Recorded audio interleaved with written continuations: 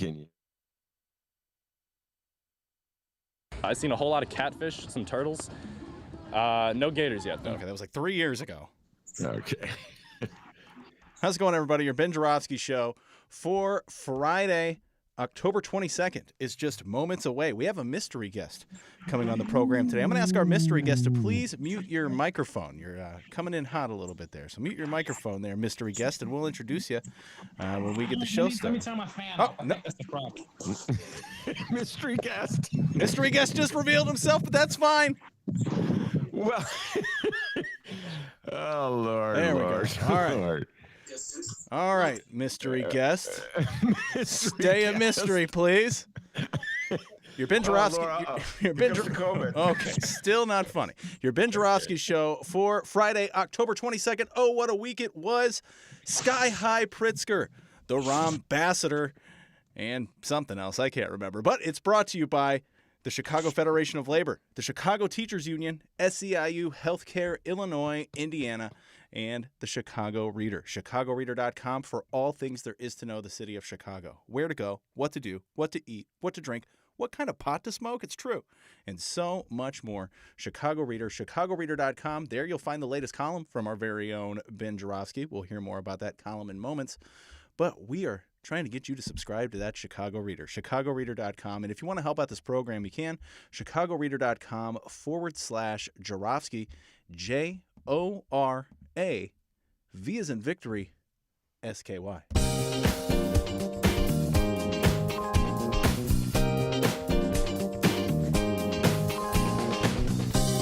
It is Friday, October 22nd, and this is the Ben Joravsky Show's Oh, What a Week, Sky High Pritzker, the Rahmbassador, and Don't Jab the Bobbies.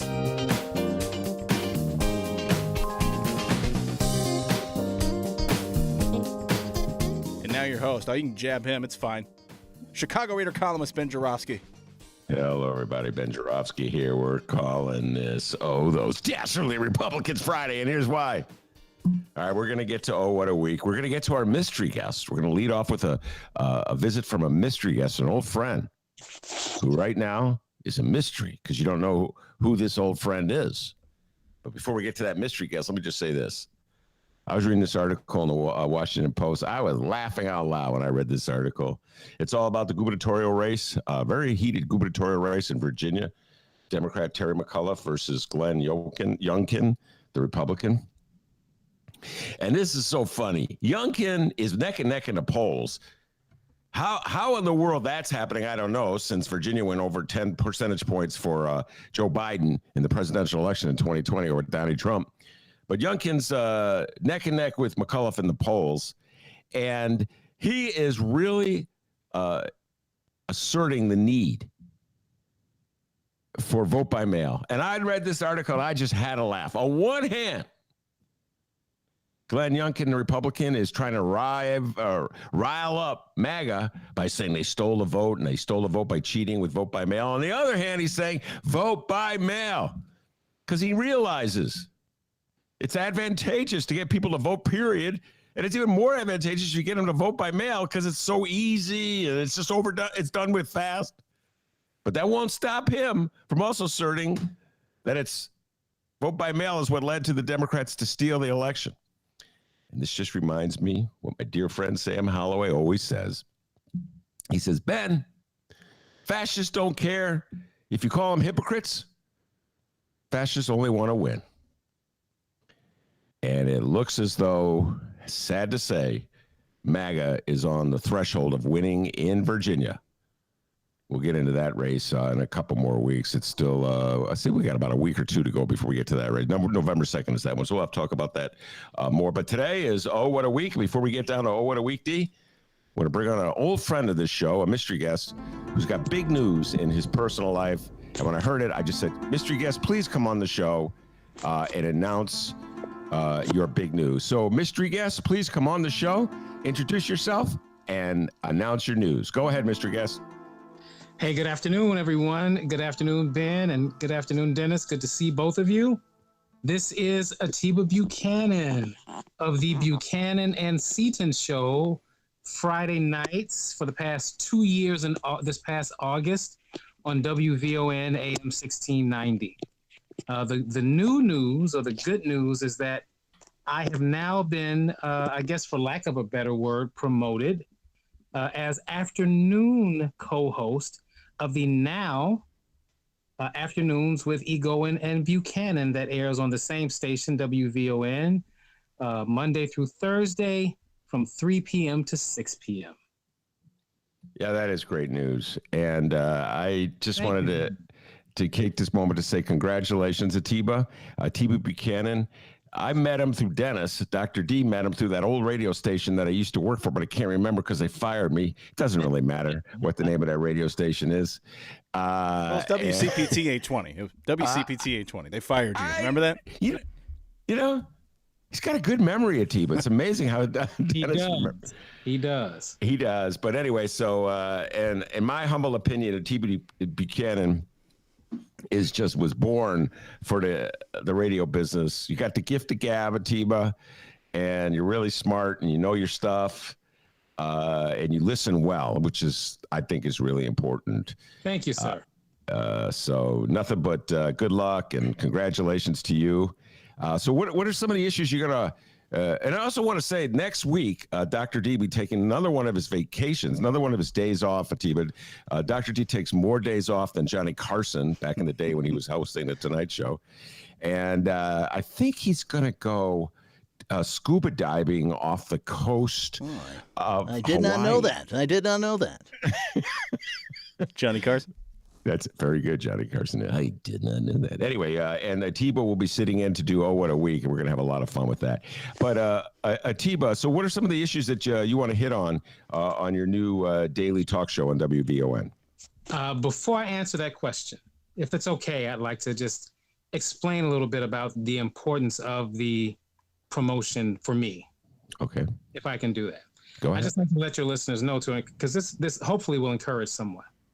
But I attended, at the time, it was called Illinois Center for Broadcasting, and now it's called Illinois Media School. And that's how Dennis and I met, because I was interning for that school, and I needed credit hours. And WCPT was a station that was gracious enough to let me come on and get that experience. I think I worked in promotions initially with our dearly departed Fred. And after that, I graduated just fine. And then I went to WVON because a friend of mine from high school was producing there. He was producing the afternoon show, whose host at the time was Cliff Kelly. Chicago legend, people call him the governor. He's kind of like the black Ben Jarofsky, right? You know, if there's two people that know the history of Chicago politics, it's Cliff Kelly and Ben Jarofsky. They're like neck and neck. And so but I wasn't in school.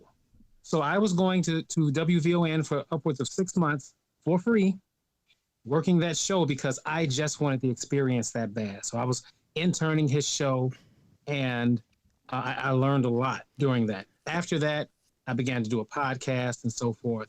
I tried to get a job at WVON after I had done my internship, if you can call it that. I'm using that term loosely. Mm-hmm. After I'd given them that free labor. And they had an opening for someone to do weather and traffic and news. And they wouldn't return my calls. They wouldn't respond to my emails. Nothing.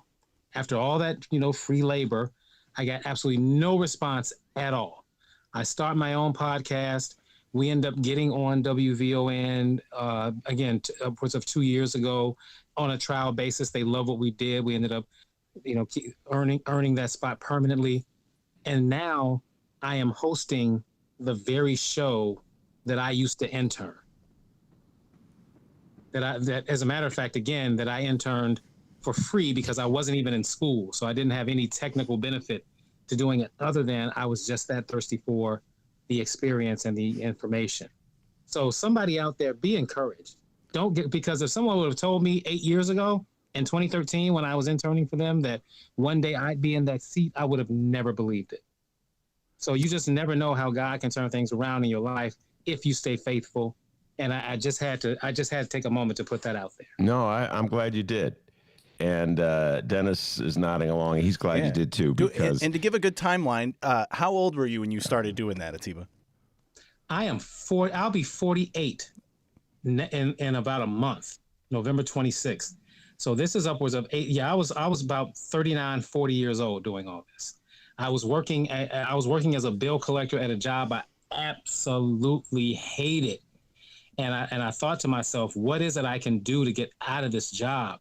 What is it I've always wanted to do? And so I went to Illinois Media School with all thoughts of being a TV anchor, because they teach you both TV and radio. And I fell in love with radio completely unexpectedly.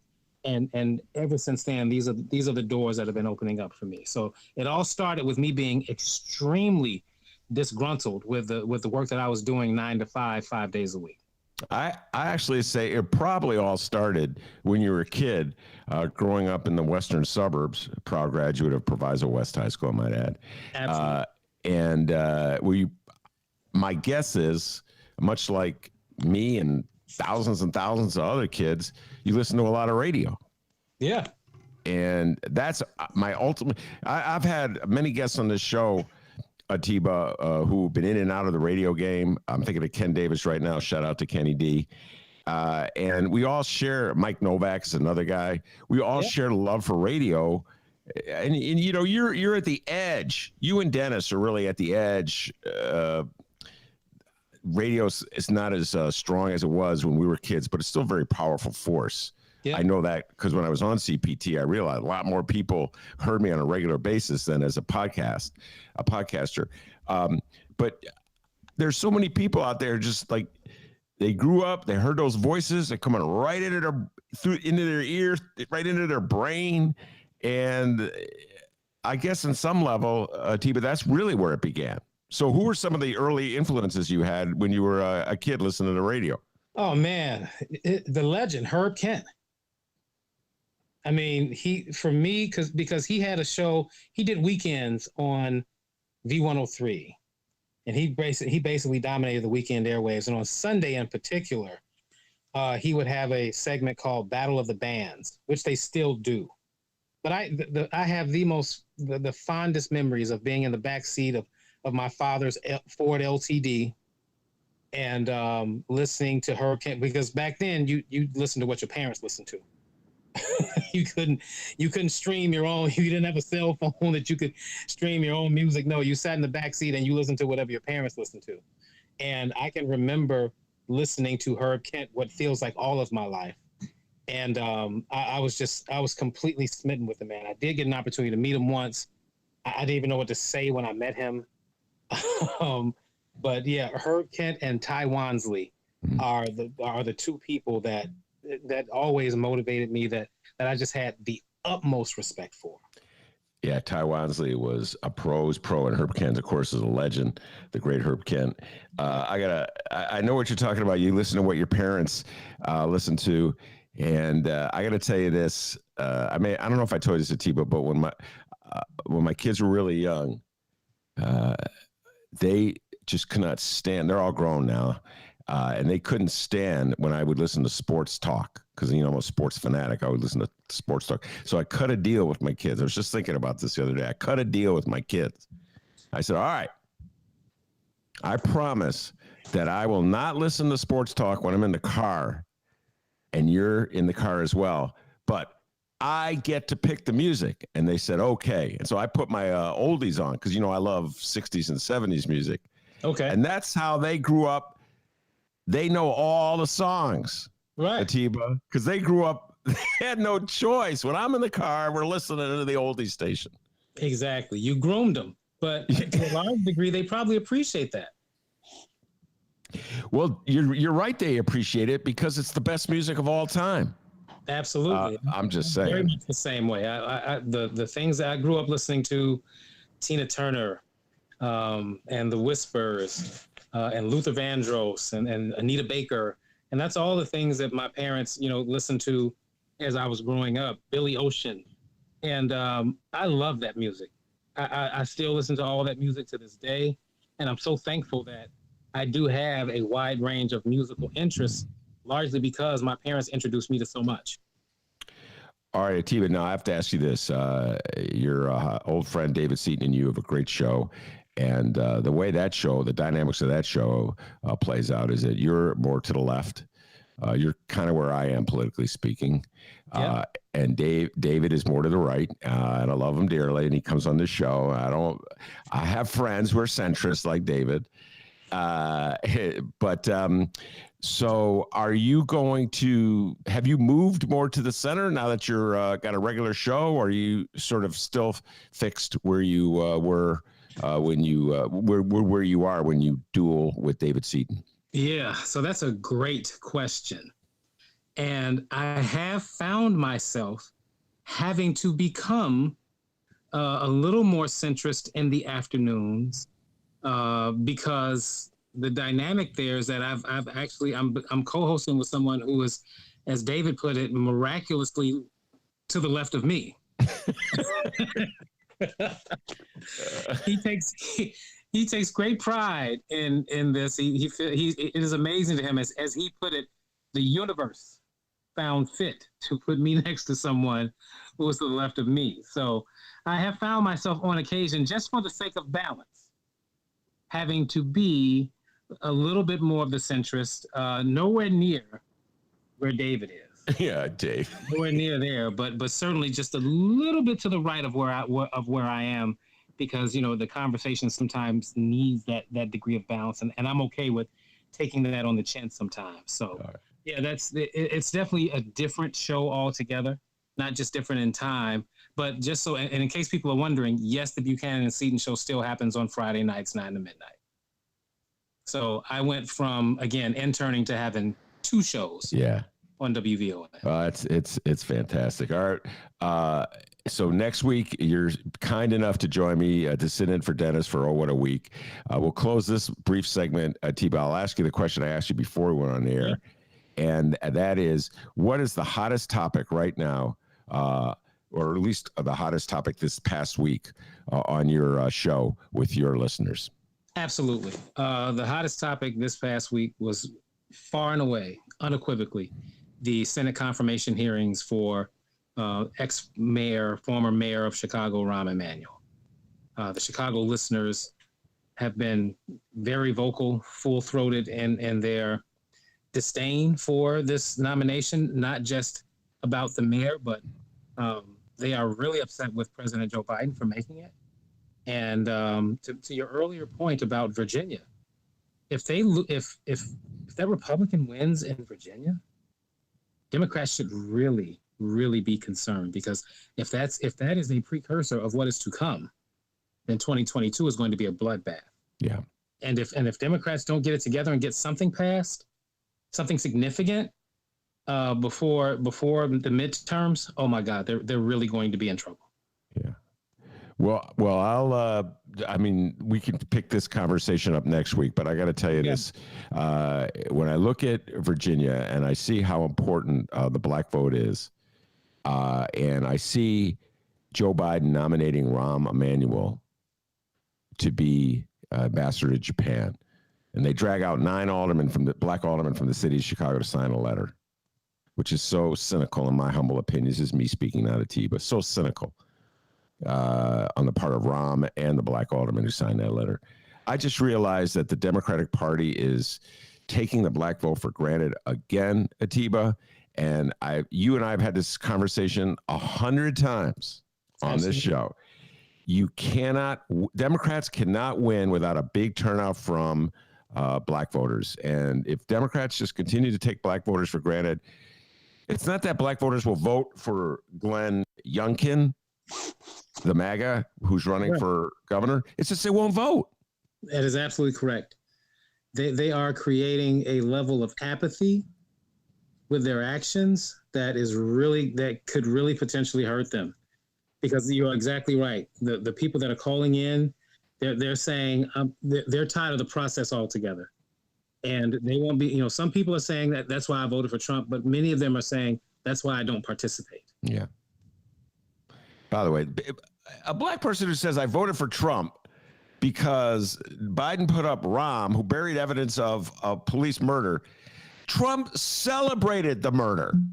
I mean, come on. Oh, Lord. Atiba, thank you very much for coming on, and congratulations on your new gig. And I look forward to next Friday when we have an hour or so to take the deep dive and all the news of the week. All right. Thank you for having me today, and I cannot wait until next week. And It's going to be a blast. what's the name of that show again, Atiba? When can we hear it? Sure. It is Monday through Thursday afternoons with Egoin and Buchanan. My co-host is attorney Kimberly Egoin. Very good. All right. Very good, Atiba. Good luck. I'll talk to you next week. All right. Thank you, sir. All right. Very good. Right That's on. the great Atiba Buchanan, rock star on the radio. All right. Without further ado, we turn things over to the man, the myth, the legend, who's also a rock star. Not on the radio, but he's a rock star on podcast. And he's perhaps the most famous man to come out of Alton, Illinois since Miles Davis. Without further ado, take it away, Dr. D. Holy cow. I'm flattered. No, that was awesome. Atiba Buchanan. That's cool. I remember when he was an intern at WCPT and he would like fill in for people. And like he was a threat, you know what I mean? Like, okay, break the fourth wall a little bit. When you find someone to fill in for you in your radio, you make sure they're not the best, so they kind of miss you when you come back. You know what I mean? Atiba would fill in for people, and it's like, holy crap, this guy's good. He's going to take my job. So yeah, Atiba, way to go, man. Very proud of that guy. That's so cool. Yeah, no, and I remember when you told me, Ben, there's this guy that you should really meet, Atiba Buchanan, and so you gave me his number, and yeah, he's gifted. He really is. He's a great radio presence, and I'm happy that he'll be joining us next week. That should be a lot of fun. We'll take the deep dive, and you'll get to hear it. Atiba will go left, folks. He goes left. Seaton's the one that goes right. I got to bring Seaton back. David hasn't been on in a while. It's always good to argue. Well, you got to get that one who's left of Atiba on the show. Holy cow. With David Seaton? His new co-host. Yeah. Oh, yeah. No, absolutely. Yeah, going. All right. What you got for me, young man? I'm going to be gone next Friday, guys. My mom. I got to take care of my mom. She's having surgery, so I'm going to take care of my mom. Last week, I was in how'd last week go, Ben? Oh, last week was awesome. Salem was sat in for me from the Reader, and we missed you, though. Oh. Last week, of course, yes, you were surfing off the coast of San Diego. Yeah. And I was not surfing. I went to San Diego, walked on the little sidewalk by the beach. It was cool. Good times. I thought I saw videos of you on Instagram, you surfing. No. I thought I saw that. No, that wasn't me. That was some other bald guy. Wait, what do they say? Hang something or other when you're surfing. Oh my God! You acting like you weren't in California for the last month, and I didn't see that surfboard in your Airbnb. Hang 10. Are you sure it's not hang nail? Oh my Lord. Okay, let's get down. I was missing Chicago though. I was like, man, why is nobody in this city calling me a douchebag and honking their horn at me? What's going on? Get me back to the city. Chicago, my kind of time. All right, how's it going? Let's find out what happened in Chicago and or Illinois this week. We begin in Illinois, and we begin with J.B. Pritzker. Oh, hell yeah! Oh, make some noise. Sit up. What the? What? Holy crap! Make some noise, Ben. What was that? What was that thing at the end? Still trying to find out. The governor, as well as the city of Chicago, did a little celebrating this week because the Chicago Sky are WNBA champions. Sky in 4. Come on, Ben. Sky in 4. Sky in 4. Yeah. Sky in 4. Whatever the hell that means. Whoa. It's a party, Ben. Can I just say this before I'll explain what that means. And I'm not, everybody knows I'm a sports fanatic. But Sky in 4 means root for the Sky to win this series in 4 games. It's best 3 out of 5. So they lost 1 game to the Phoenix Mercury, a tremendous overtime game that they lost to the Mercury. But so they ended up winning 2 in a row, and they won in 4. So now that's like the Bucks did. Bucks in 6. They lost 2 games, and now the crowd goes Bucks. I'm not really into that new thing. That's like a new thing. Like a Z thing, not even millennials. There you go, dividing our audience again. Yeah, I know. I was doing so well with these. Yeah, come on now. But it's like this whole thing, like we're after the fact.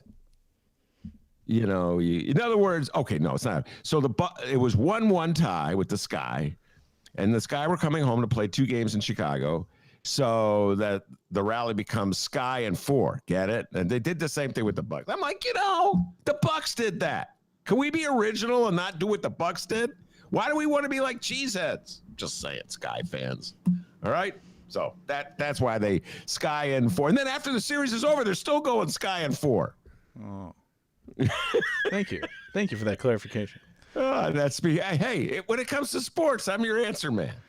But that's right, everybody. The Chicago Sky defeated the Phoenix Mercury to win its first WNBA championship. Ben, you love the game of basketball. How excited are you for the Chicago Sky? I mean, I don't see a Chicago Sky hat on your head right now. No, I don't have a Chicago Sky hat because you can't get them right now. But I will buy one. I'm very excited about the Chicago Sky. I really got caught up with it. And I admit I'm a bandwagon jumper. Yes, I jumped on the bandwagon. Yes, I have friends who said, Ben, let's go to Sky games in past years. They go, okay, but they never really did. But all of a sudden the Sky got Candace Parker and they made a run for it. I was like, yeah, Sky. And I watched every single game. I was in California with my son-in-law. He's got a TVD that's about as big as... I'm trying to think of how big it can be. As big as that garage outside in the alley. And so I would watch the Sky games. And he, even though he's a cheesehead and he comes from Milwaukee, he got into it. There's no women's NBA team, WNBA team in Milwaukee. So he's now a Sky head. So we're like, yeah, Sky. So I was really into it, D. And I will buy a Sky hat. Okay. They're just sold out right now. You can't find them anywhere. Well, you sound like a pretty big fan. A Sky Championship victory party went down on Tuesday. And yes, invited to that party, J.B. Pritzker! Whoa! Hey! Let's make some noise! Make some noise, Ben. Oh! Oh, God. Who is the master of ceremony? Do you know? I have no clue who that is. That ceremony was, just so you know, folks, we didn't watch it because we were dutifully working on our podcast. Yeah, they could have scheduled it for, after our podcast, but no. So we missed it. And Ben, just saying, the governor sounds like a bigger Chicago Sky fan than you do. All right, everybody, who's here for the Chicago Sky? Whoa. Let's hear it for our WNBA champion team. That's the governor? With a history of Cinderella stories and underdog champions, our Chicago Sky surprised no one when they rallied to win their first title. Oh, man, these noises. I actually been And we're so surprised a lot of proud people. of our hometown stars, Candace Parker, who hails from Naperville, and Allie Quigley, who hails from Joliet. And with their teammates, including Diamond DeShields and Courtney Vandersloot. He knows the players. They put it all out there. And after this weekend, I'm just going to go ahead and annex North Philly as part of Illinois so that we can lay hometown claim to the 2021 WNBA Finals MVP, a powerhouse success story, Kalia Copper! All right, what the hell did we just listen to? He got mixed up. He called her Cooper when her last name is Copper, but that's okay. That's okay. He was just excited. He was very excited. And she comes from Philly. So that was, we're going to annex North Philadelphia to make her a hometown celebrity. Very, very clever there. I'm excited. I'm excited for him. I've never seen the governor that amped up. Well, by the way, did they boo him? No. There's a tradition at big sporting rallies. And see, this is interesting. I'm going to make a political comment on this one, D. I'm going to take it brilliantly, if I may say so, from a sports segment to a political segment. Oh, go ahead, Bill Maher.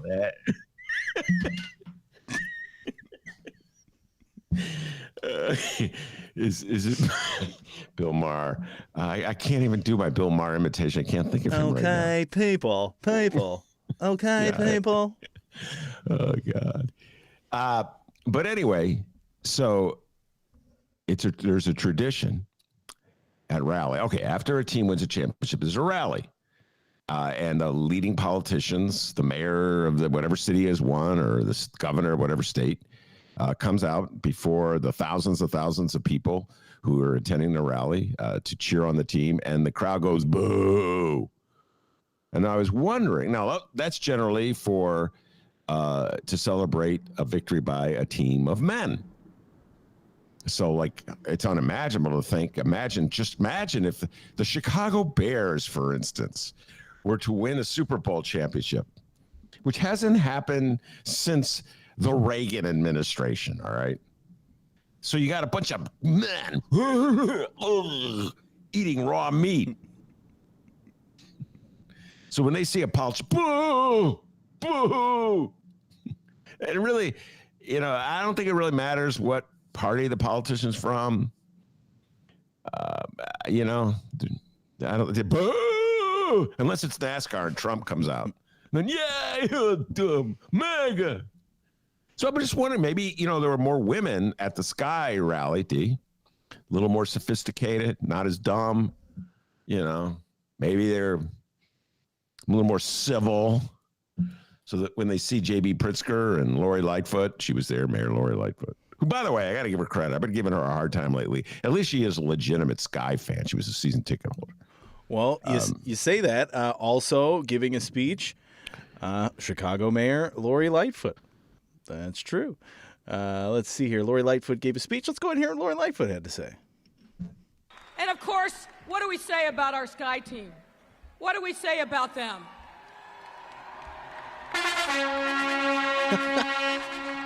These noises. That was it. Yeah. Well, all right. So Lori Lightfoot is a legitimate Sky fan. I got to give her credit. She's a legitimate Bears fan, even though she's from Ohio, so she'd be a Browns fan. I don't know why she roots for the Bears. But anyway, I don't think either one got booed. Again, we couldn't listen because we're doing our show. But I read the reports and I didn't hear any, I didn't read any sentences that said they were booed. Well, one thing I did notice is that they didn't intro Lori Lightfoot. She just kind of walked out there and started talking. Okay, that's one way to minimize the boos. Although the audience is smart enough to see that she's talking. Maybe, yeah. They could go, if they wanted to boo, they could still boo. I remember, if I can, I'm going to bring everything together. 2013, at Ryan Field in Evanston, Northwestern Wildcats playing Ohio State Buckeyes. Big time game, by the way. It was Friday night. It was the game of the week, or maybe it was Saturday night. It was the game of the week. And anyway, in those days when the fourth quarter they still do this. In the fourth quarter starts at a Northwestern football game, a celebrity appears on the big screen and says, "It's time for everybody to get up. It's the fourth quarter. Woo woo!" And that celebrity for this big time game on national TV was none other than Dennis's favorite mayor, Rahm Emanuel. And so here we are in North Evanston, right, just across the border from Wilmette, Rahm's hometown. I thought, he get a lot of cheers. But boo, boo. The crowd was booing him. It was just his image they were booing. Guy, by the way, joined in the boos. And so I wrote, oh my God, this does not bode well for Rahm Emanuel. He's getting booed in his home territory. I mean, literally, it's across the street from Wilmette. That means Wilmettians don't like him. So I don't know if they call themselves Wilmettians. That sounds good. Sounds good enough. I know Evanstonians are kind of, Evanstonians are kind of a funny breed. They're liberal, but they're always telling Ben, you're too hard on Chicago mayors. It's a very difficult job. People always tell me that, D. I wouldn't want that job. I've never understood that as a defense, D, of the job the mayor's doing. Someone says, I wouldn't want that job. Well, obviously you didn't want the job. I didn't see you running for office. This guy did want the job. What am I supposed to do? Not criticize him if I think he's doing a bad job? I've never understood the logic, of someone who defends a mayor. I go, well, I wouldn't want that job. Well, of course. You're like a lawyer making $300,000. I don't know how much lawyers make. They make a lot of money. You didn't want to be mayor of the city of Chicago. Rahm did. Lori Lightfoot did. Mayor Daley did. I'm not supposed to criticize them because it's a tough job? By that manner, then don't criticize the coach of the White Sox, the manager of the White Sox. That's a tough job. You're not going to criticize anybody who has a tough job? Not going to criticize them. But I just think that's a Evanstonian or a suburban way of ducking and dodging. You know what I'm saying, D? They don't want to say anything bad about them. I don't know. And that's the other thing. Like, a lot of these people are Democrats. There's an impulse that Democrats have. They can't criticize any Democrat unless it's like a far left Democrat. Oh, my God. Then they'll fill my ear. Ben, you got to do something about Bernie. Like, that's the other thing. Centrist Dems. You got this thing like, you think anybody who voted for Bernie can influence Bernie. You know what I'm saying, Dave? Like, because I voted for Bernie, it's like I have his phone number. So I could just call him up right now. Bernie, you're offending my centrist friends from Evanston. Could you just kind of tone down the rhetoric a little bit? Anyway, I just know the suburbanites, they have a bizarre affinity for Chicago mayors. I don't know if you've noticed that, D. Really like Chicago mayors. It's sort of like, they got to say like, they like Chicago pizza. You know, they don't want anything to do with Chicago. They don't live in Chicago, never lived in Chicago. I like your mayor, Ben. I think you're not being fair to your mayor. Maybe it's just like a twisted thing in their head, and it's like kind of reminding them why they left or something. You know what I mean? Or never came in the first place. Yeah, You know what I mean? right? It kind of like validates it. You know what I mean? They know it's kind of bad, right? Or, you know what's weird? And we'll, again, a suburbanite, again, does not live in Chicago, who has a strong opinion about whether he or she likes the White Sox or the Cubs. Yeah, we've discussed this many times, Steve. The split, really weird, twisted thing that Chicagoans have, like you have to like one or the other. Like some weird tribalistic thing. But if you're a suburbanite, you don't even live in Chicago. What do you care? Well, you gotta like one or the other. You live in Naperville. What do you care? Don't get me started, D. Or the Tribune will run a letter to the editor. Tribune. Oh my goodness, that editorial page just seems to be getting worse and worse. But we'll hold that off. For a while. Find Ben Joravsky in Arlington Heights in about 5 to 10 years, everybody. Yeah, they'll write a letter to the editor. Some guy weighing in. Let's say Arlington Heights. I am really upset with Alderman, I don't know, Carlos Ramirez Rosa. Okay, suddenly you're weighing in. Everybody's got an opinion about the city of Chicago. So Guys some of from you know Arlington. that the mayor of Phoenix and I had a little bet. Oh, God. And we won, of course, without a doubt. But the Wilson basketball company that has its offices literally right across the street also got in on the action. And I just want to say they've come through in a big way. They have pledged to give 100 basketballs to a Chicago public school of the Sky's choosing. So thank you, Wilson. Oh, my God. Can I just say something about that young man? Isn't that interesting? Wilson's going to give 100 basketballs to some Chicago high school they're choosing. Well, good for you. What about all those courts you've closed in the city of Chicago? You know, Mayor Lightfoot. Remember that, D? She was going around, leave this court or I'm going to tell your mama. Remember that? When we used to play, we haven't played that one in a while. And, you know, I'm a big believer in neighborhood basketball courts. And I've urged the Park District, not that they would listen to me, because they would never listen to someone like me, to hire some supervisors who could oversee community basketball. You know, as opposed to, we got a call, we got a complaint about people playing basketball. We got to take the hoop down. That'll show them. But no, when the Sky wins, Wilson kicks in 100 basketballs for what? One high school? Is that it? Is that what the high school they're choosing? That's one high school's going to get 100. Why don't you give like 10 high schools 10 basketballs? Yeah. PE starts in that high school. Let me guess, basketball again. Some play it every day. All of a sudden, a truck will pull up and 100 boxes of basketballs. Here we go. Where do you put them? The poor principal. We don't even have a basketball program. Why'd you pick our high school? Now, if you look here on the globe, sir, that's a basketball.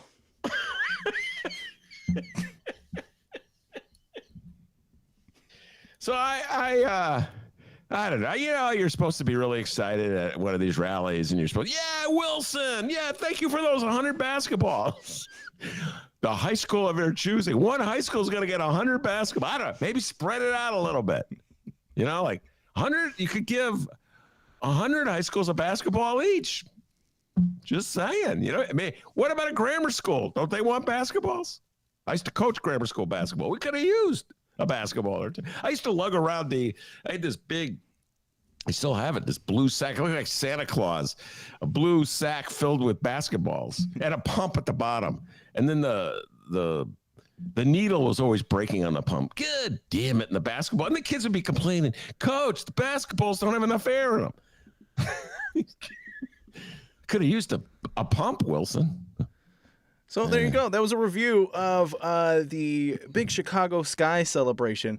Also, a lot of people not talking about this that much, but also making an appearance at the Chicago Sky celebration earlier in the week, the Logan Square hipster gator guy. I've seen a whole lot of catfish, some turtles. No gators yet, though. Oh! By the way, you know, I got to give credit to when Ben Jarofsky's show regular, Miles Kampflassen was into the Sky long before it was fashionable. He went to many games. He texted me from various games that he was at. So Miles, you were ahead of the game when it came to the Sky. And I think Miles was the guy at the celebration, D, who took off his shirt and ran on the stage, and exposing himself with a big, I love the Sky. Now, was it just a coincidence that I mentioned hipster and then you thought of Miles Kampflassen? Maybe. But it was Micah was the guy.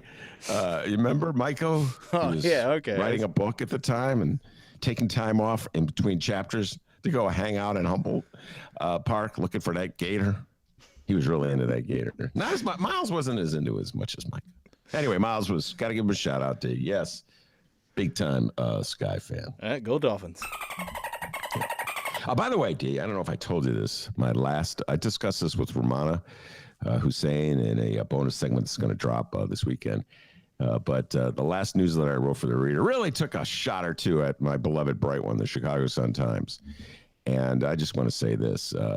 That was some of the worst sports coverage ever. And I love you, Bright One. I subscribe to you, okay? I support you.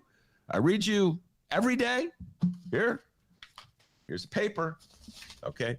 But the Sky win the championship on a Sunday, D.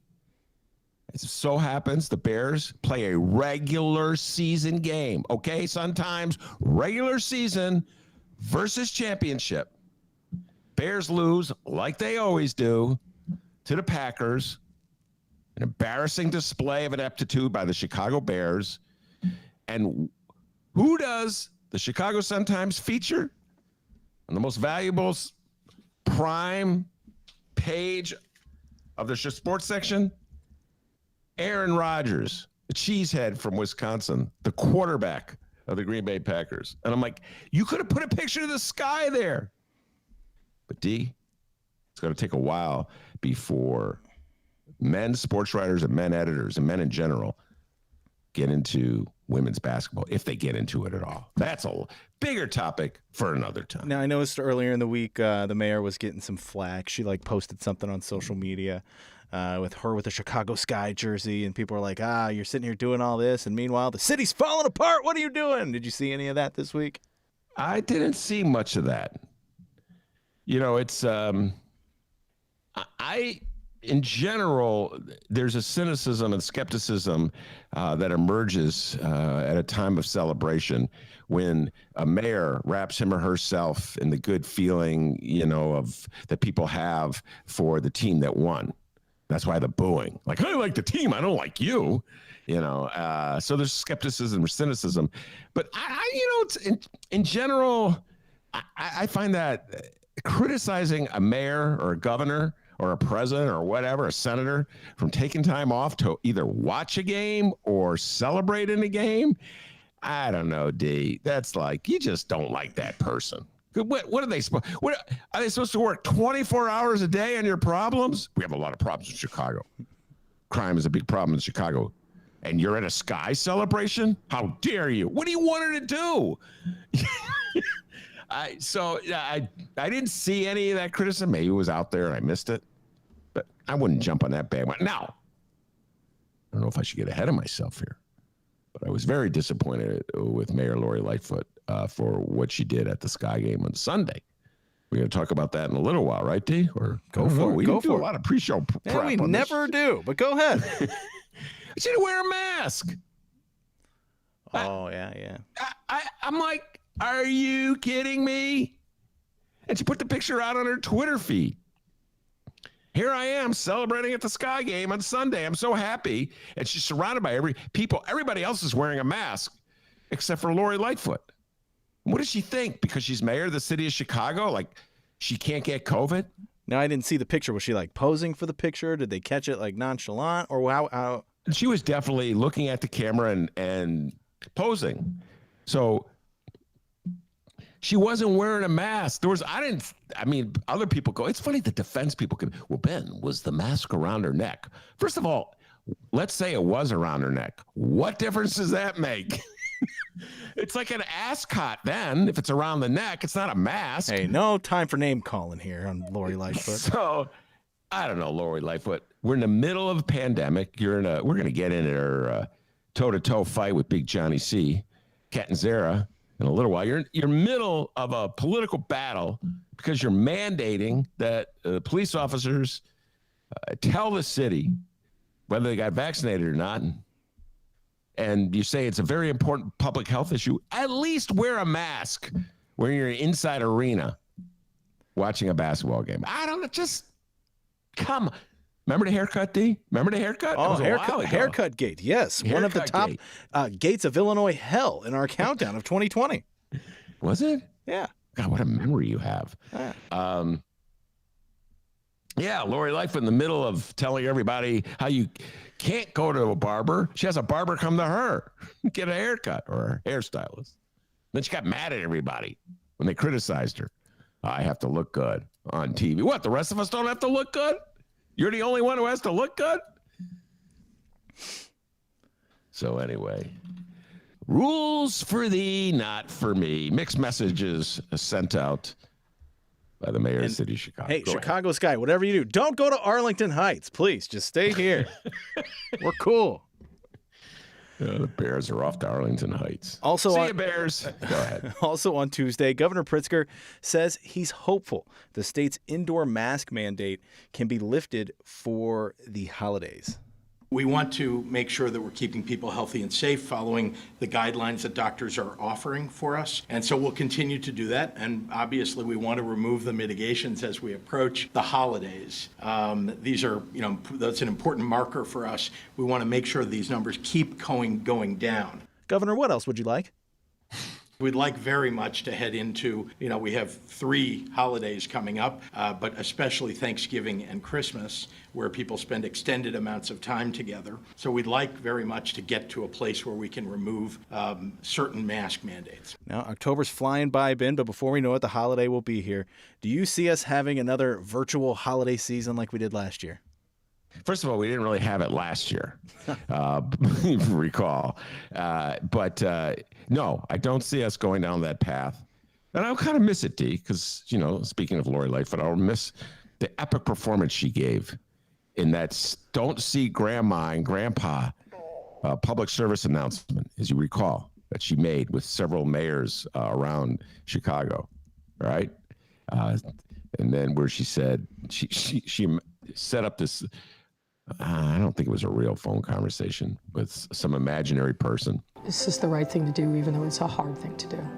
Of course, I'll give your love to Amy and Viv and Hank. All right, love you, Mom. We'll talk on Thanksgiving. Bye-bye.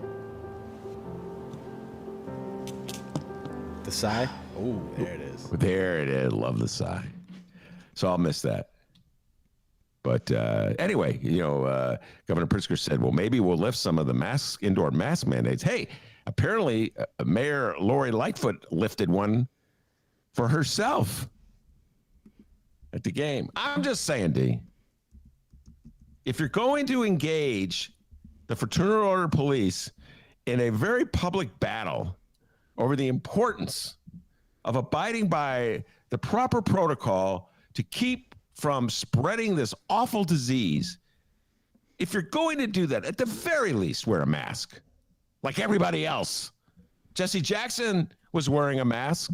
Chance the Rapper was wearing a mask. They were all at the Sky game. Every kid I know who was at that game, I see you, Ryan, at the game, was wearing a mask. I see you, Anthony, at that game. Miles, I bet, was wearing a mask. At the very least, Mayor Lightfoot, wear a mask. Well, I heard Darren Bailey was there. Darren Bailey, did you wear a mask? Hey, friends, are you ready for government to dictate and control your lives again? You're one step closer. J.B. Pritzker, our tyrannical governor. All right, Darren. Oh, DB. There aren't any DB updates today, ladies and gentlemen. Don't worry. We'll get back at it, and we'll probably have a couple next time around. All right, in other local news, political nerds love talking about it, and political novices still nod their head and have no clue what it is. Map redistricting.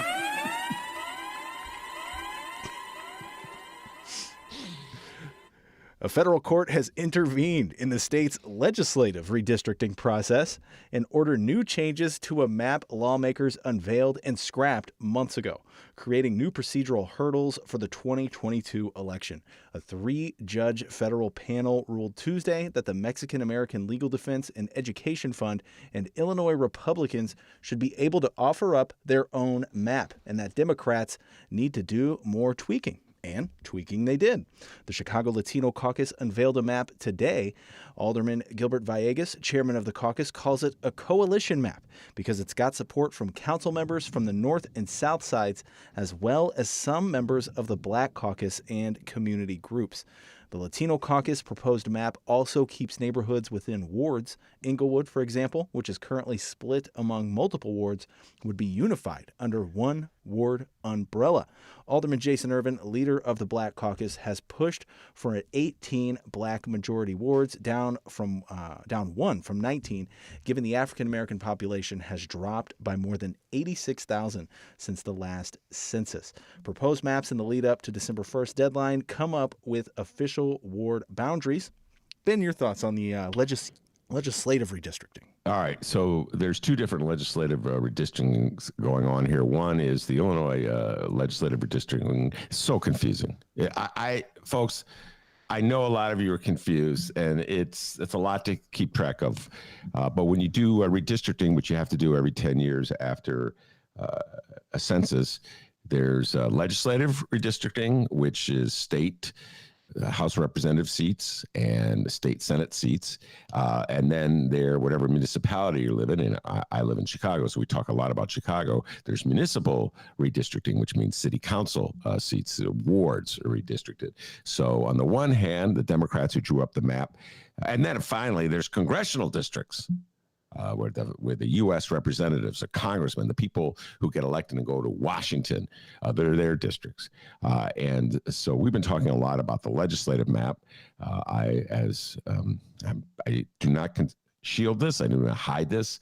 I think the Democrats should do to Republicans in the state of Illinois what Republicans do to Democrats all over the country. I note with painful irony that the Mexican American Legal Defense Fund has joined with Republicans to challenge the Democratic map, the legislative map, on the grounds that there are not enough Hispanic majority districts.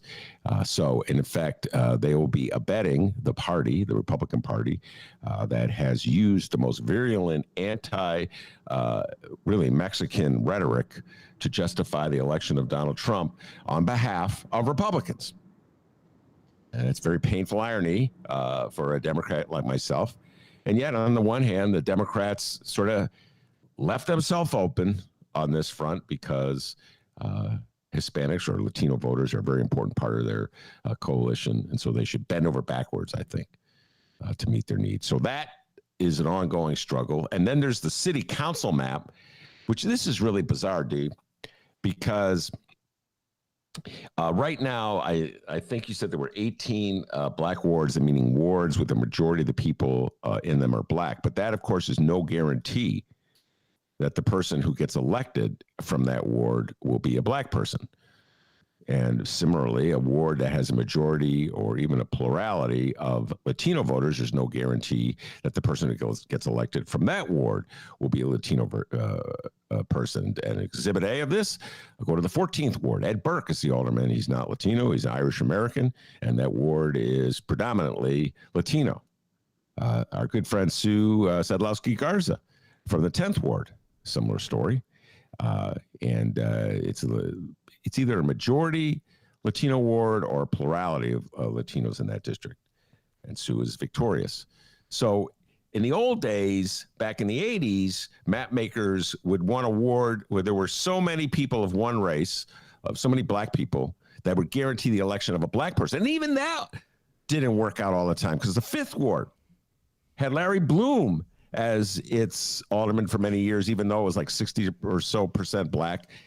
And he's a white man. So it's very complicated political game going on here, D. And it's really hard for people to follow.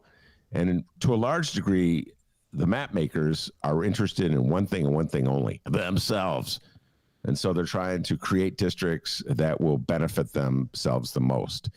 So we're going to have to see how this plays out on both the city council and legislative levels, and of course Congress, where Marie Newman is demanding that the proposed map that legislators created be changed, because somehow or other legislators could not figure out a way to put a map that would help protect Marie Newman, the newly elected congresswoman from the southwest suburbs. So they're probably going to redo that map as well, D. That's like a first draft map. So this is all very much ongoing, a lot of wheeling and dealing, much of it behind the scenes.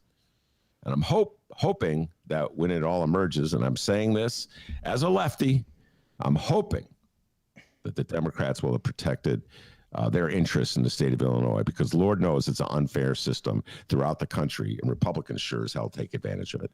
That's for certain. Boy, Ben, I got to say, I tried really hard, but you lost me there about 1 minute into it. But, one day I will understand this whole map redistricting thing. Hey, man, I feel that, like, explaining map redistricting and explaining TIFs, I struggle. All right, now moving on to the news in the city of Chicago. Ben, how do you say "I'm smart, you're not" in Japanese? I just biked around Lake Michigan. Yeah. And I guess as ABC Political News star plan did not pan out, because former Chicago Mayor Rahm Emanuel had his nomination hearing to be ambassador to Japan this week. All seemed to be going well, and I'm sure he almost forgot about it until reality hit. Oh yeah, I covered up a murder. Believe it or not, that question came up, and yes, when he tried to explain himself for covering up the murder of Laquan McDonald in order to get himself reelected, it was weird. We have quotes and audio from Rahm Emanuel. First, we'll do the quotes. He said of the Laquan McDonald murder cover-up, quote, "There's not a day or a week that has gone by in the last 7 years that I haven't thought about this and thought about it." Emanuel acknowledged that he underestimated the mistrust the black community has for law enforcement. He said, "I made a number of changes that dealt with oversight, accountability." While in office, Emanuel told members of the Senate Foreign Relations Committee, quote, "I thought I was addressing the issue, and I clearly missed the level of distrust and skepticism that existed, and that's on me." But he also carefully defended his actions, which delayed the release of a video of the shooting until after the 2015 election, saying it is improper for politicians to get involved in high-profile cases because, well, that only serves to politicize the investigation. Ah, yes, rule number 86 in the How to Be a Mayor of Chicago handbook: hold off on murders when running for re-election. Now for the audio. Shout out to PBS for this audio. Like to hear it? Here it go. Because all these things happened, the family requested the video. The city attorney reached out proactively before there was a lawsuit to ask for a settlement. The settlement was approved in a less than 1 minute meeting with no public discussion. It seems hard to believe that all those things happened, and yet you were never briefed on the details of the situation when you were leading the city. Can I, since you brought up aldermanic letters, as you'll see also here, the leadership of the Black Caucus has signed a letter in support of my nomination. Those are the members that worked with me. It doesn't take away from the fact that, as I said before, and I want to repeat because I think it's important, all those are not technicalities. This is a tragedy that happened, as you know, as you've made reference to what's going on in Portland. And as I said, no city of any size has not confronted the gulf and the gap that exists between police practices and the oversight and accountability. I made efforts of them. They missed the mark because they totally missed how deep that distrust is. And as in the Reverend or the pastor's letter, how broken the system is that we all relied on. Yes, and I did note that the chair would just say to my distinguished colleague, I've allowed you to go 4 minutes over the 5 minutes, so I think that questions for the record would be appropriate. Thank you very much, Mr. Chairman. Thank you. What a joke on so many levels. Where do I start with this one? Number one, I underestimated, he says, the mistrust. He didn't underestimate it. He ignored it. The last thing on Mayor Rahm's agenda when he was elected in 2011 was dealing with the tremendous level of distrust, to use his word, between the black community and police. This goes back for as long as I can remember. And since Harold Washington died, no politician wanted to confront it. Mayor Daley certainly didn't want to confront it. Mayor Daley looked the other way when police were torturing black suspects, getting them to confess. This has been going on forever. Ralph Metcalf raised this issue in the 70s. And how did Richard J. Daley respond? He responded by running someone against Ralph Metcalf for Congress. So politicians in Chicago have ignored this or exacerbated it. They want to get involved. They left the police department alone, and rogue cops were able to do what they want, get away with it by and large. And so for Mayor Rahm to sit there, I underestimate it. You just ignored it, and you only dealt with it when it blew up in your face in 2015, and you suddenly had protesters outside of your house on a regular basis after the Laquan McDonald video was released. And you fought like hell to keep it from being released. And D, the most absurd thing he said, and I can't believe there's anybody in the city of Chicago who believes this, is that the reason he didn't release that video is because he didn't want to politicize the matter. Everything Rahm Emanuel does is political. The man's one of the most political animals I've ever seen. He wakes up in the morning and he's thinking, what can I do to get a political advantage over everybody else in the universe? So to act as though suddenly you're above politics is an insult to the intelligence of the city of Chicago. But I understand why you have such a low esteem, low regard for the intelligence of the city of Chicago, the people of the city of Chicago. They elected you twice.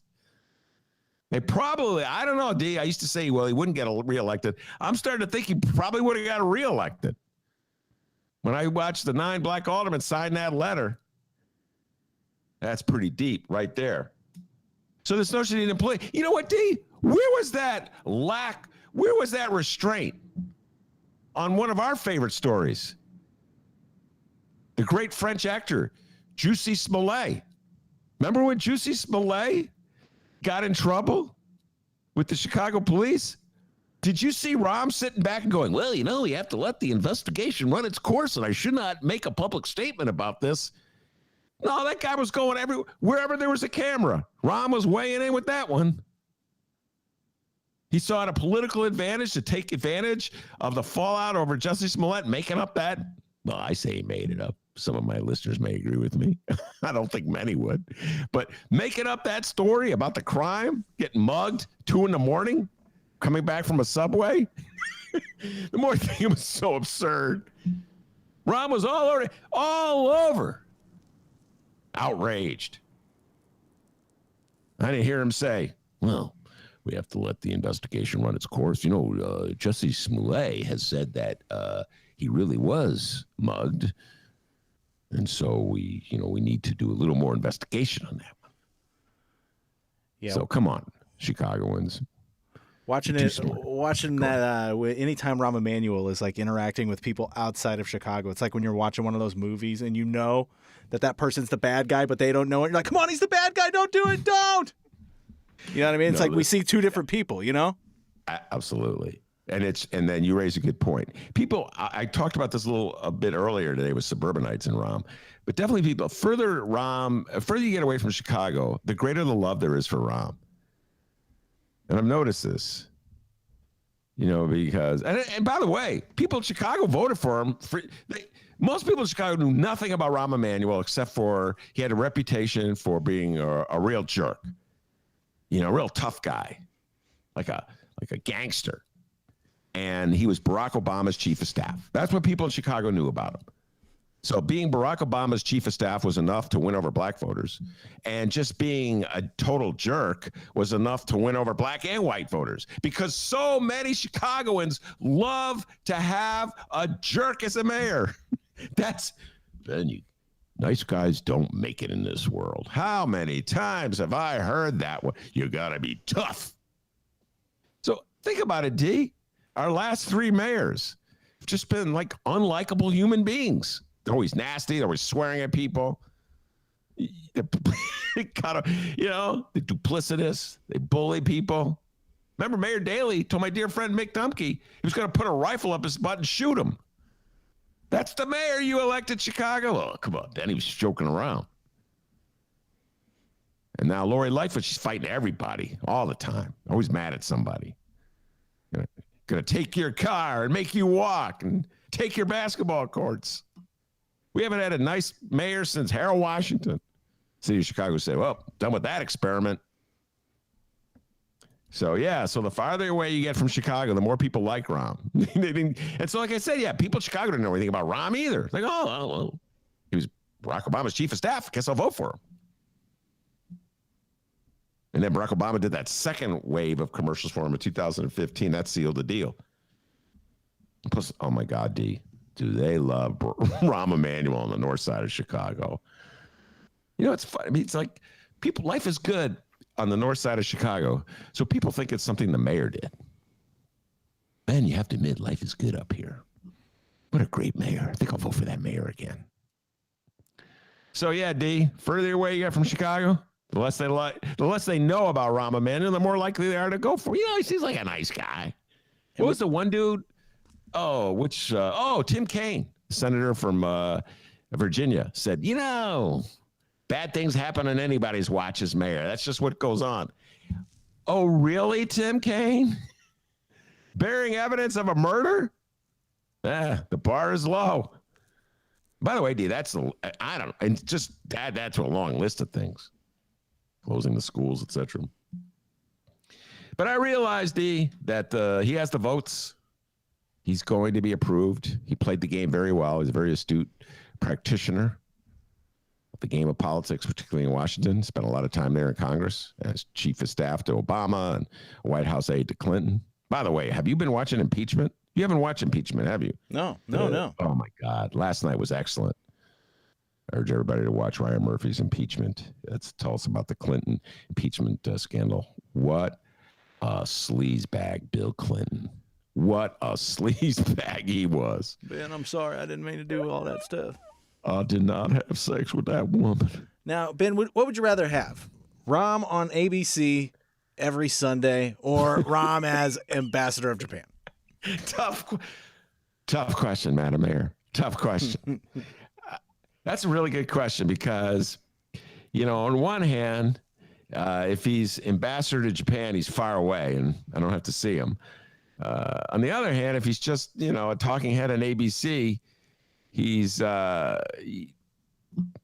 not like he's being honored in a special way. So I guess I'd rather have him as a talking head on ABC. But D, that's a tough one. God. And you know what Dennis told me? See, folks, when I broke into this game, I was a rookie and Dennis was an experienced vet.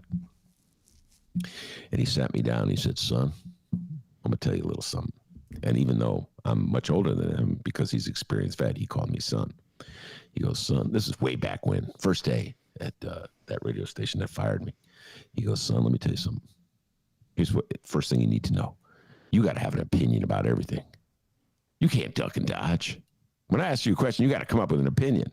And I go, yes, sir, Dr. D. Me? Oh, I can duck and dodge all day. But you? No. You got to have an opinion, sir. And what about Glowats? Our good friend Dave Glowats. You ever notice how far he'll go to avoid stating an opinion when we do the city council roundup? I'll ask him directly, and he just repeats the question to me. You think you're slick, Dave Glowats? By the way, Dave Glowats will be coming back next week. D already cut a deal with him. Nice. Yeah, I know.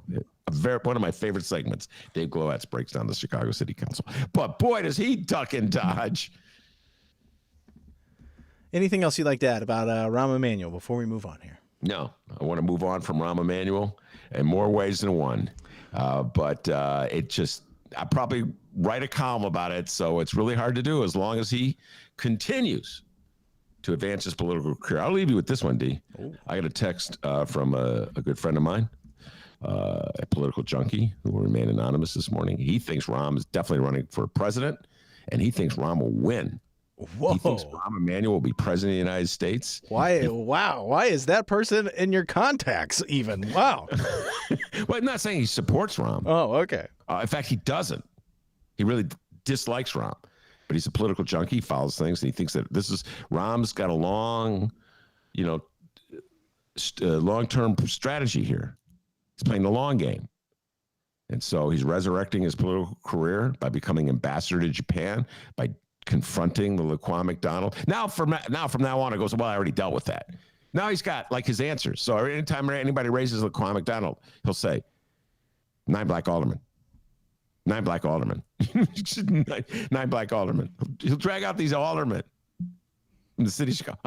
How can you complain, people in Iowa? I got 9 black aldermen that said I'm a great guy. 9 black aldermen don't care about that. I buried a video of Laquan McDonald's shooting. That's what he's going to say, D. 9 black aldermen. 9 black aldermen. And the other thing he does, and Del Marie Cobb said this yesterday. She was really great. Rahm's got this thing. If you ask him a direct question, he goes on a tangent. He goes, well, number 1, da-da-da-da-da. Number 2, da-da-da-da-da. He starts counting. That always gets people confused. If you want to confuse people, D, start counting. 1, da-da-da-da. 2, da. So this is his way of tackling this issue and neutralizing it. He's going to go on to Japan, claim tremendous success as ambassador, and come back and run for. That's what my friend opines. So we'll see if my friend is accurate in his prediction. And did you believe any of it that Rahm said? Any word? None. Zero. Did I believe any individual? If you look at it as a segment of individual words, here and there was a word that was true. Like when he said yesterday, if he said the word yesterday, then probably yesterday was true. But when you put them all together, it was a bunch of BS. I don't even think Rahm's black aldermanic supporters believed it. They're probably saying, oh, good job, Rahm. That'll fool the people again. Oh, now, Ben, look what you did on the live stream chat. You started a debate on Jussie Smollett. You mean Juicy Smollett? Whatever, the French actor? Whatever you call the guy. Jussie Smollett. Oh, man, Rahm had plenty of opinions about Jussie Smollett. But when it came to the video of a murder that happened while he was mayor, don't want to politicize anything. All right, let's do our last story here. Finally, our Chicago mayor won, Lori Lightfoot. How did you go from sharing stories over the years to deciding to write a book? Good question, Mayor. Good question. Our Chicago mayor, Lori Lightfoot, is currently in a standoff. And aside from the time he actually voted for once, Ben Joravsky is on the mayor's side. It's the vaccination confrontation of 2021 between Mayor Lightfoot and Chicago Fraternal Order of Police President Johnny Florida, John Catanzara. Johnny Florida. A judge lost his temper in the court case that pits Lightfoot's administration against the Fraternal Order of Police over the mandate requiring all city workers, including police, report their vaccination status. The city sued to stop FOP President John Catanzara from using social media to criticize the mandate, and lawsuits have been flying ever since. About 100 firefighters and water department employees have sought a temporary restraining order against the mandate. That's what Judge Moshe Jacobius was dealing with yesterday when his voice began to rise. The Sun-Times explains the FOP attorney expressed frustration with the legal proceedings, and it's a frustration the judge has had with Chicago well, it's a frustration that me personally, that I've had with Chicago politics since I've lived here. A little too intense. Can we watch our mouths and please bring it down a little bit? Always said that. The judge said there's been some comments about lowering the volume and lowering the flames and working for the people of the city of Chicago, both sides, and the judge thinks these parties should take that to heart. He described it all as sensationalization. Never heard that word in my life until this week, and said people need to really consider everybody that's involved here in public service. Meanwhile, the number of police employees complying with the reporting rule continues to rise. And get this, Indiana, you're doing what you always do, ruining it for everyone. Republican Senator Mike Braun of Indiana is urging Chicago police officers turned off by Lightfoot's vaccine status order to come to the Hoosier state instead. All right, lots to break out here. First of all, we'll start with Indiana. I read that, and I think it was the Tribune was all over that story. Did not see it in my beloved Bright One, but the Tribune was all over that story. They love Indiana. Dennis, the Tribune loves the state of Indiana. And I really don't get it. So, not quite sure I understand. I mean, I get it's trash talking by a Republican Congress. I understand the concept of trash talking. Donald Trump has raised it to a high art, and now Republicans are following. So I get trash talking. And so this Republican congressman from Indiana sees a wedge issue here in the city of Chicago that would help and benefit the Republican Party, where you've got the police department, or excuse me, the police union fighting the mayor, Democratic mayor, Republican police union, let's be honest, they're total MAGA. So he said, well, I'll take advantage of it. So he's inviting Chicago cops to move to Indiana. Like, number one, do you have jobs for them? I mean, aren't there already police officers in the state of Indiana? What, are you going to fire cops? I'm sorry, you're going to have to give up your badge and your gun because we're bringing in cops from Illinois to take your job. I mean, what, are you going to hire more cops? I don't get it. What are you going to tell Indianians? I'm sorry, Indianians, you don't get to apply for police officer position because they're bringing cops in from Chicago to really annoy Mayor Lori Lightfoot. Really weird. And then, I'm going to steal this from Dennis. My impulse was to say it and pretend that I thought it up, but Dennis thought it up. Come to Indiana, Chicago cops. We don't care if you beat up our citizens. That was a Dennis line when he said, I was like, you're so right. I'm like, what is the point of that? Oh, we got an Indiana listener on the live stream chat. It's Jamie. Jamie says, we don't claim Mike Braun here in Indiana. Okay. Well, you got him, whether you claim him or not. So, yeah, no, it's just trash talking, Jamie. Mike Braun's doing a little trash talking. No one takes him seriously except for the Chicago Tribune. Tribune, just saying, dedicated a lot of space to that. And by the way, just so for the record, you recall, I was giving my beloved Governor Pritzker grief on this subject a few weeks back when he was saying to Texas businesses, hey, come to Illinois. We don't have a crazy anti-abortion law. I'm like, I don't know. First of all, I would think those businesses down in Texas would be more likely to support a woman's right to choose. You might want to keep them there. Just saying. I mean, but just this and good call from Jamie. Sorry, but Hoosiers, man, Hoosiers. You call them Hoosiers, not Indianans. I don't like calling them Indianians. Hoosiers, you're right. Who's your mama? So yeah, you're right, D. By and large, I do not understand why. Well, I understand politically why they're doing it, but I just don't understand how it's going to serve anyone's interest. What Johnny C. is doing with the Fraternal Order of Police and defying this order. And by the way, it's not an order, just so you know, folks. Mayor Lori Lightfoot is not ordering Chicago police officers to get vaccinated, or any city worker. She's ordering them to notify the city as to whether they are vaccinated. And by doing that, if they're not vaccinated, then they have to go to more restricted protocols, just like the NBA. I mean, it's happening all over the country. So I'm having a hard time understanding why Chicago police officers would be so upset about this. And as I've said many times in the show, D, there's far more egregious violations of their individual rights than this. Like the one that says they have to have their urine tested all the time to see if they're smoking reefer. I don't understand what that has to do with being a good police officer. So Johnny C, anytime you want to raise protest against mandatory drug tests, I'm with you, young man. I'm with you. But this one, I don't know, Johnny C. And Johnny C, man, it seems like this Ron DeSantis guy is going to try and run for president. You could maybe get governor of Florida. Maybe. Oh, this is another Dennis line.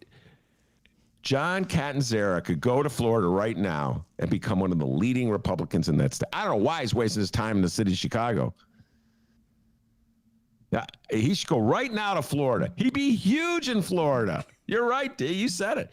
He could have a podcast, and from the podcast, maybe get on some AM radio, and then move on to there, run for mayor of some small town, and from that, he can run for Congress. He can send everybody tweets in the wintertime about how he's living in the sun. All you Chicagoans, haha. That's, I mean, come on, man. Yeah. He could do a big-time trash talking from Florida.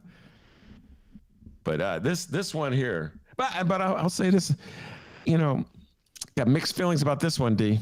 I read about that judge saying, silencing Johnny C, saying, don't talk about this anymore. We have to lower the bar. I don't know if I believe in that. I mean, on one hand, I do believe that there's really nothing constructive that comes out of Johnny C's mouth, but he does have a right to talk trash, right? Doesn't he? I mean, isn't that kind of what everybody does in this country? And especially in this city. If you're not foul-mouthed, you're not fitting in here in the city of Chicago. My goodness. Yeah.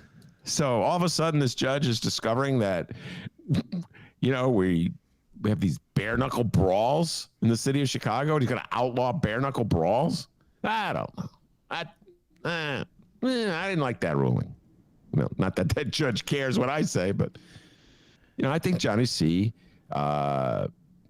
essentially has a right to say what's on his mind. I don't like particularly what he has to say. I think he has a right to say it. Now, my predictions is that he goes to Florida, but there are people who are like, I've seen signs where it's like Catanzara for mayor. Like, is he going to do this? Is he going? Is he going for it? Well, this is the topic of a column I just wrote. Thank you for raising this topic, D. It was really a good move on your part, whether you did it on purpose or not. I think that John Catanzara is the best friend Lori Lightfoot has, politically speaking. And I'm watching how Lori Lightfoot is playing this. The other day, she had this, oh my goodness, D. The other day, she announced that she was in no way going to ever support the defund the police movement, okay? That she was distinguishing herself from the defund the police activists like Rosanna Rodriguez-Sanchez comes on the show, Carlos Ramirez-Rosso comes on the show. And that she was actually wanting more money for the police. All right, more money for the police. And then her police chief, David Brown, said, and I couldn't believe he said this, there's a silent majority of Chicagoans that support the police. And first of all, folks, you got to know, silent majority is a term coined by Spiro Agnew and Richard Nixon to marginalize anti-war protesters. And what they were saying, there's a silent majority of Americans who supported the war in Vietnam and did not believe that we should end that war, which was a really misguided thing to say because, first of all, I don't think it was true. Number one, they weren't that silent, and I don't know if they were a majority. They certainly didn't want to fight in the war. So here we are, fast forward all these years, and you have the Democratic leader of the city of Chicago and her police chief talking about a silent majority that supports the police. First of all, they're not silent. You go to any neighborhood in the city of Chicago, and I've said this to Carlos Ramirez-Rosa and Rosanna Rodriguez-Sanchez many times. You go to any neighborhood in the city of Chicago, and you talk about cutting police, and chances are a room will fill with the residents demanding that you not cut police. I don't see anybody silent. So the notion that they're silent is absurd. It's like this notion that they have, like they want to present themselves as these hardworking, law-abiding citizens who don't engage in politics. They're so busy going to work each day, D, rolling up their sleeves and working hard, then coming home and raising their kids. Like people who protest against police violence against black people don't work or don't raise kids, are not like real humans, but we're real people. We support the police. Guys, you're not silent, and you're not any better than lefties who denounce police violence. So stop trying to pretend as though you are. And so, yeah, Mayor Lori Lightfoot. So she's positioning herself as the middle, the centrist. And so Kent Zara is going to be on one extreme, and Carlos Ramirez Rosa will be on the other extreme. And she'll be mean to everybody. And so Chicagoans will go, wow, she's mean to people. She must be getting something done, because that's how you do it, Ben. So I think this Johnny Catanzara is the best gift that Lori Lightfoot's has. I see what so she's going to play the "Can't we all just get along" card? Yeah, well, yeah. So can't we all just get along while she's telling everybody, F you, shut the hell up. And it's a good point, too, with Catanzara. It's like she found her Trump replacement, because I felt like there were times when, you know, Trump was president. Like if she did something bad, she'd be like, hey, how about that Trump, huh? He sucks. So it's like she kind of found her Trump replacement. Absolutely. So all the liberals on the north side are like, oh, I just cannot stand Johnny Catanzara. I love Mayor Lori Lightfoot. And they will vote for her 3 times if they could. And so, yeah. So if Johnny C. ran, if he ran for mayor, okay, folks, one more time. We have the system. If you don't get a majority, there's a runoff. So there's a very good chance he could keep, if a lefty runs, Lori Lightfoot from getting a majority, in which case there's a very good chance he comes in second. If you take all the Trump voters in the city of Chicago and have them vote for Johnny C., he'll probably come in second if there's a runoff. But I can't see him beating Lori Lightfoot one-on-one. All he'll do is get the Trump vote. I don't know. What's Trump, 15%? You know, like, I'm speaking for lefties anywhere. I don't know many lefties anywhere who would vote for Johnny C. over Lori Lightfoot. They may not vote, but they're not going to vote for Johnny. So he's the best friend Lori Lightfoot has. He makes her look moderate or liberal even, and then she plays off against the Democratic Socialists. That satisfies the good liberals on the north side. And maybe she'll get Barack Obama to endorse her. That always helps. Bingo. Reelected. Yeah. Democrats nationwide, take note from Lori Lightfoot. If you're full of crap and you plan on following through on absolutely nothing, get yourself a Trump replacement. Yes. The best friend she has, Johnny C. So there you go. He knows it too, by the way. He knows it. He knows the game he's playing. Go ahead, D. That's it, guys. That's our show. Remember, you can download previous Ben Joravsky shows, Benny J bonus interviews, and so much more. ChicagoReader.com. Go check that out, or wherever else you download your favorite podcast. We're still doing bonus interviews, everybody. Ben, tell us about our bonus interview lineup this weekend. Well, by the way, I just did one with Ramana Hussein, which is, I loved it. It was one of my favorite. I mean, I love talking to Ramana anyway, but we had a debate about Squid Games. An intense debate about Squid Games. And then we got into it, sports writers, whether male sports writers are biased against women's sport. Oh, man, that was a great one, too. And then we got into it. This one, it was a story we haven't talked about on this show, but Katie Couric and Ruth Bader Ginsburg. I don't know if you guys saw this story. It broke. Katie Couric, the CPS, no, not CBS. What, is she on CBS or NBC? I can't remember, D, but the longtime news commentator, news personality. I have absolutely no idea what network she's on. It could be ABC. I could have screwed the whole I'm not damn sure thing where up. she's at these days. I remember back in the day. By the way, oh my God, I didn't tell you this. What? Tuesday, I was at the Hideout for trivia night, and I bumped into the legendary Mike Girardi, listener, great rock and roller, and I cut a deal with him right there, and then we're going to do a bonus interview in a couple weeks, and he's going to come on. He's going to sing a bunch of his songs and talk some politics. But he told me he let a cat out of the bag. He let a cat out of the bag about you, Dr. D. What? Oh, yeah. What? There was a show. You know how I always go, D, we'll clean that up and edit this and that after I make a mistake? Yeah. And of course we never do because, well, I make so many of them. What the hell? Like, Katie Couric. Is she ABC, NBC, CBS? But he said that there was one time when you stumbled on something, and then when he heard it on the broadcast, you took it out. Well, you're damn right I did. My name is not on the banner. I have to do something after this, dude. That's true. But speaking of which, WBC, come on, guys. Huh? I need them demo reels, man. Come on, be easy. Dennis could do that real serious, slow talking stuff. Interesting. In the news, John Catanzara is having a quarrel with Lori Lightfoot. Let's go live to someone. Anyway, so I'm really hoping you get to hear the Rahman Hussein Squid. Have you seen Squid Games yet, D? No, I'm kind of like basking in the curiosity. You know what I mean? Well, my contention that it's obscenely violent, and I say this as a Quentin Tarantino fan. I just throw this out there, everybody. I don't want to hear any Quentin Tarantino haters out there ripping QT and then loving Squid Games. Just saying, D, the amount of violence in Squid Games. Oh, really? Yeah, really, a lot of violence. So if you're not into violence and people getting shot, maybe not your show to watch. And it's a little, I don't know. Yeah, I'll just throw this out. I threw this out one as well. A lot of protest over Dave Chappelle, Netflix employees walking out. I'm sympathetic to a lot of the protests, by the way, even though I'm a fan of David Chappelle. I've been watching him for a long time. But I'm like, wow, what a statement about society.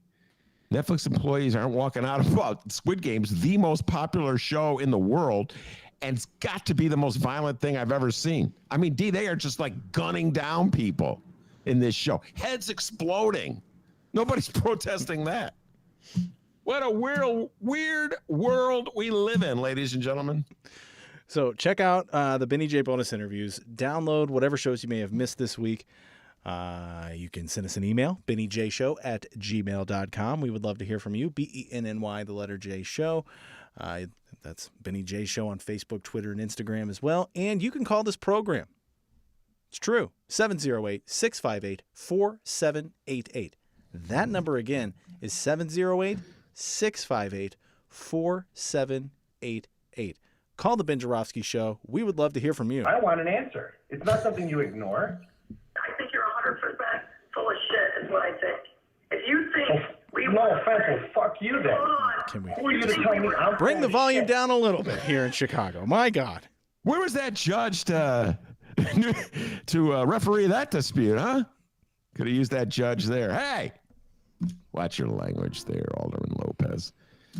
All right, I'm on a great show today, D. I want to thank you very much. Couldn't have done without you. Also want to give a shout out to Wnba Champions, and he will be joining us next Friday for Oh What a Week. That should be a lot of fun as Dennis goes back home to Alton. And Mama Dennis, wish you the best of luck in what's ahead for you, and sending out the best vibrations I have on your behalf. And also want to send out good vibrations for my dear friend Milo Samarja. He's having an operation real soon. One of my oldest friends here in the city of Chicago has been on this show. A great writer, Milo. So best vibrations to you and Mama Dennis. And nothing but the best for you. And also want to thank the man, the myth, the legend, the pride of joy of Alton, Illinois, without whom this show would be possible. The aforementioned Dr. D. And as Mama Dennis, Milo Samarja, and a Wnba Champions will tell you, back home in Alton, they call him the stud. Give yourself a raise. I just threw something new out there. Give yourself a raise. Take it out of petty cash. Have a great weekend, everybody. I just biked around Lake Michigan.